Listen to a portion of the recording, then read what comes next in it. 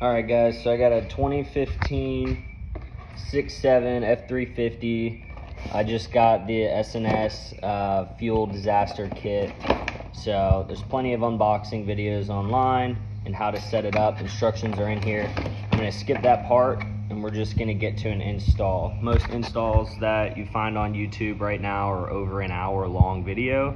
So I'm just gonna give you guys the quick rundown of exactly how to install it, and then we'll just drive it around.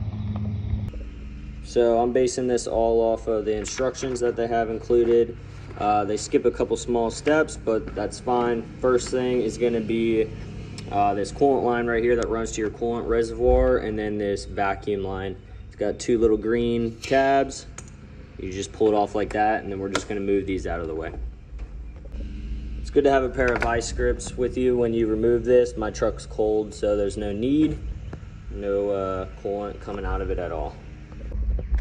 Next up, 8mm on the intake right there, and then for 2015, you got the resonator right here, and then pop this.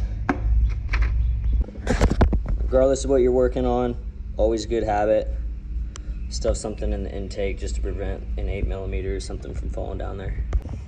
Next up, 11mm deep well socket for this charge pipe. And then there's like a little retaining clip back there that you're gonna have to pop directly up. Next up, fun part, upper intake. It's got 15 8mm bolts the whole way around it. For the dipstick, it's also attached to the upper intake. So there's a bolt right where my finger goes down there. And then there's two back there that you're gonna need to remove. So for the upper intake here, you're gonna have to get a little creative with the swivels and extensions, but there's 4 bolts back there. Right there's 2 of them, 2 behind it, and then there's 4 back there as well, and then the rest of them will be right on the top. In the instructions, it shows the diagram of where they all are. All right, so next is gonna be this tube that runs to your EGR there. You're gonna have 2 there and 2 bolts right here. Okay, so next thing was the lower intake and the elbow. So you got 3 bolts on it, 1, 2, 3 right there. The elbow is held on by a retaining clip. Be careful, this elbow is extremely brittle. And then it just ran to this boot right here. Another thing that's super brittle that you want to be careful of taking off is your CCV tube. So your CCV tube links in right here on your lower intake. Be careful pulling that off as well. All right, so here's the moment of truth. Right down here is your FCA. On the right and left side, you have a 25mm Torx bit, 2 of them. You're gonna pull that out. So when you pull your FCA out, you want to make sure it looks like this. If it has any metal shards or anything on it, that means you're going to need to replace your CP4 as well. So we just installed the SNS reroute. So here it is. I still kept the caps in just so they don't get dirty. That's the next step right there, is linking the new FCA in and then the SNS reroute. So next up is reinstalling the lower intake. Some people will have an issue here if they don't file down this casting mold on the bottom of the lower intake. I don't know, I haven't put it on yet, but I just sanded it down anyways. Okay, so at this point, everything's back together. I have the upper intake back on. All the connections are back together. So at this point is when we're gonna begin routing everything towards the filtration system and the bypass hookup. So at this point, everything is back together. I have the upper intake back on, all the connections secured, everything back in place.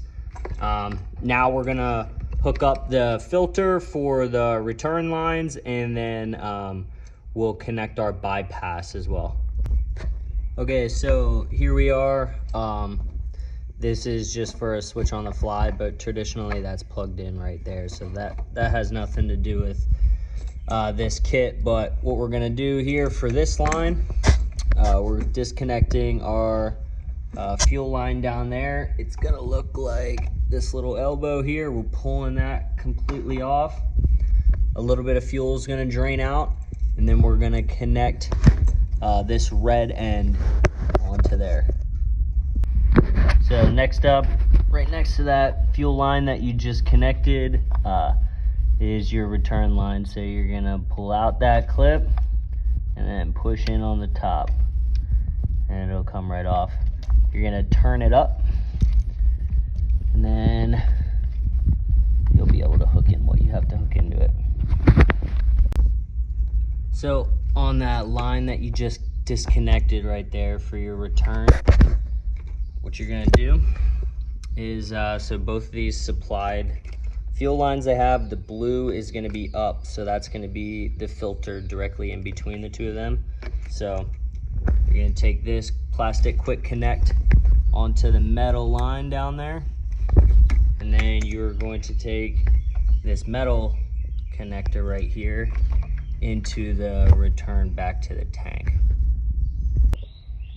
So this is what that's gonna look like when all said and done. So you're gonna have one line running up from the return back to the tank, and then you're gonna have one line on your hard line down there. Next thing you're gonna do is you're gonna mount your filter right where that ground wire hooks up there. Okay, so your line coming from the metal fuel rail down here is gonna be on your right side. Direction of flow is this way. So it's gonna be on the right side, and then your line going back to the tank, so your final return line is gonna be on the left. All right, so last but not least, charge pipe has got to go in, and then you're going to put your factory fuel filter back in. Blue is going to be on the left here, gray or clear is going to be on the right, and then the kit comes with some zip ties and stuff. So before you put your charge pipe back in, make sure you zip tie these down. And then I just want to mention this additional fuel line here with the quick connect. You're not going to need it. It's only for the 2020 and up trucks. Okay, so everything's pretty much back together now.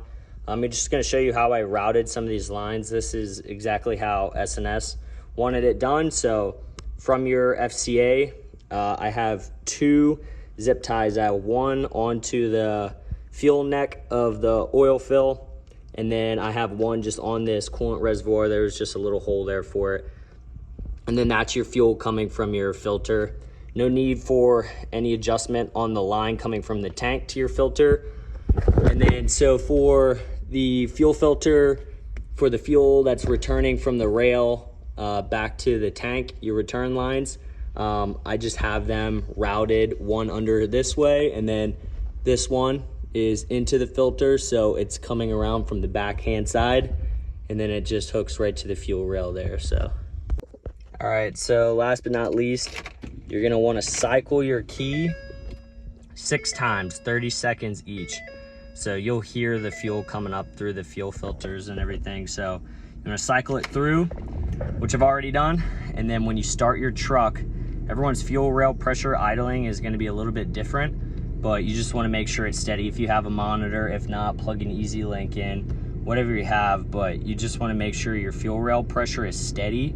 And as you idle up, it's not just dropping off, because that could mean you have a kinked line or something else, maybe a leak. Check under the truck as well. All right, so thanks for watching, guys. Like I said in the beginning of the video, this was really quick. This is really to the point. So it's for people that typically have worked on their 6.7s themselves, or mechanics that are just looking for a step-by-step video that's quick and easy for you guys to install an S&S. This is, again, a 2015 F350, so thanks for watching.